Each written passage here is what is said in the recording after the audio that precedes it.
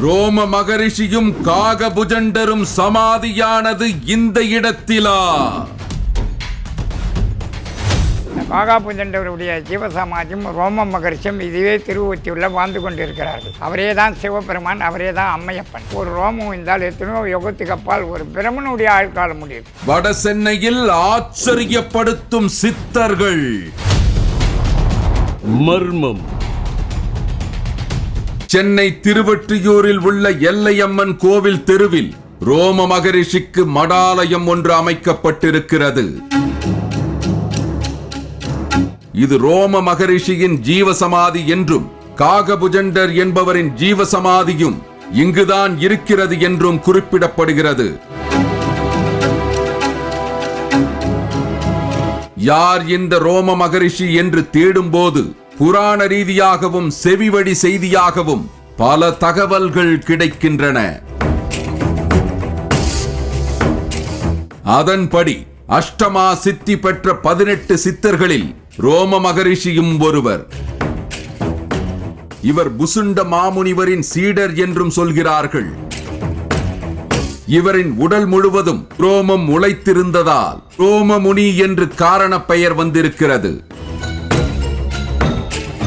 ஒரு பிரம்மா இறந்தால் இவருடைய ரோமம் ஒன்று உதிரும் என்றும் 3.5 கோடி பிரம்மா இறந்தால் மட்டுமே இவருடைய வாழ்நாள் முடியும் என்றும் சொல்கிறார்கள். ரோமம் என்று பேர் வரும்போது ரோமம் என்று கூறடா, நாம் என்று சொல்லடா, தலை நிமிர்ந்து நில்லடா. 3 கோடி ரோமங்கள் அவர் உடம்புல. அந்த ரோமத்தில் ஒரு ரோமம் உயிர்ந்தால் ஒரு பிரம்மனுடைய ஆயுள்காலம் முடியுது. அது இந்த உலகம் தோண்டும் போதே தோன்றவர் அகத்தியர் ரோம மகரிஷி, அவர் அப்பா அம்மா காகபுஜண்டர். இந்த காகபுஜண்டருடைய ஜீவசமாதியும் ரோம மகரிஷியும் இதுவே திருவொற்றியுள்ள வாழ்ந்து கொண்டிருக்கிறார்கள். அவரே தான் சிவபெருமான், அவரே தான் அம்மையப்பன். அதனால் அந்த ரோமத்தால் ஒரு ரோமம் இருந்தால் எத்தனையோ யுகத்துக்கு அப்பால் ஒரு பிரமனுடைய ஆயுள்காலம் முடியுது. அது எத்தனை யுகம்னு தெரியாது.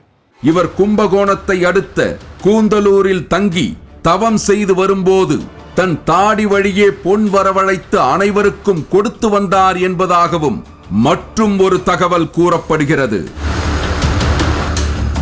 இந்த கோவில் எப்போது கட்டப்பட்டது அல்லது எப்போது இருந்து வழிபாட்டில் இருக்கிறது என்பதை பற்றி தெளிவான தகவல் கிடைக்கவில்லை. இது எந்த காலத்தில் கட்டப்பட்ட ஆலயமோ எனக்கு தெரியாதம்மா.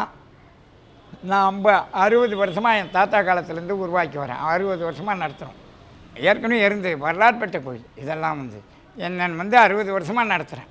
60 ஆண்டுகளாக இந்த பராமரித்து வரேன். என்னுடைய கண்ட்ரோலில் எனக்கு தெரியாது.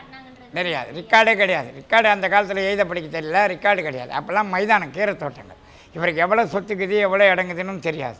இந்த பெரியவர்தான் சுமார் 60 ஆண்டுகளாக இந்த கோவிலை நிர்வகித்து வருகிறார் என்றும் கோவில் அமைந்திருக்கும் இடம் மயிலாண்டவர் கோவில் என்று ஆவணங்களில் குறிப்பிடப்படுவதாகவும் மயில்கள் இங்கு மேய்ந்ததால் அந்த பெயர் வந்திருக்கலாம் என்றும் இவர் கூறுகிறார்.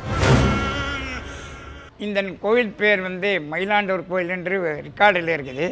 ஆனால் இங்கே பல மயில்கள் மேய்ஞ்ச இடம். நந்தவன தோட்டம், அத்தி மரம், அத்திக்காடு, மயில், ஆந்தைகள், வள்ளுவர், சேவல், குயில்கள் இது பாடினதுனால அந்த காலத்தில் எழுத படிக்க தெரியாத காலத்தில் ரெக்கார்டில் மயிலாண்டவர் கோயில்னு எழுதியிருக்கிறாங்க. மயில்கள் வளர்ந்த இடம், மயில்கள் பறந்த இடம். இங்கு ரோம மகரிஷியின் ஜீவசமாதி என்று இந்த அமைப்பை குறிப்பிடுகிறார்கள்.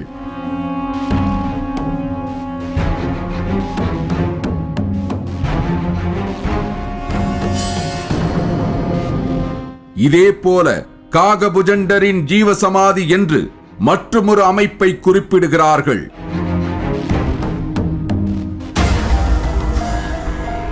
காகபுஜண்டர் சித்தர்களுக்கெல்லாம் சித்தர் என்று குறிப்பிடுகிறார். இவர் ரோம மகரிஷியின் தந்தையாகவும் குருவாகவும் சொல்லப்படுகிறார்.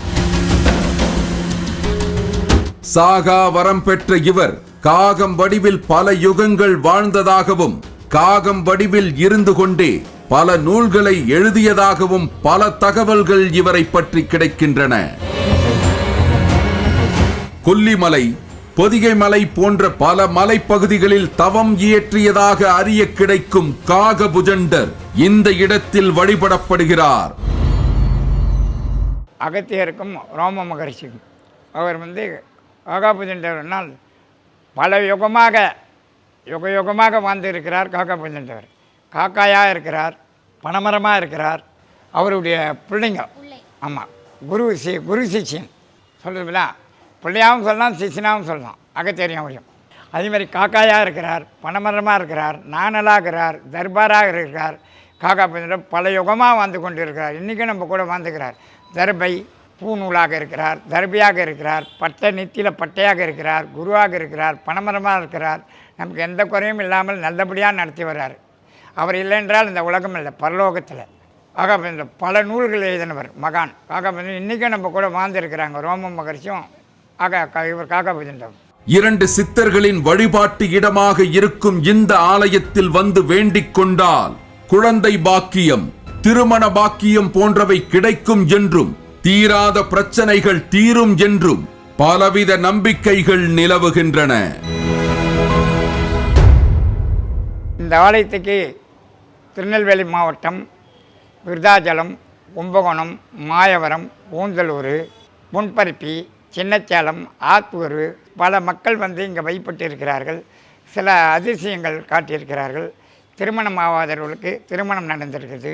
குழந்தை பாக்கியம் இல்லாதவர்கள் குழந்தை பாக்கியம் உருவாகி இருக்குது. எப்பேற்பட்ட கஷ்டங்களும் தீர்ந்து இருக்குது.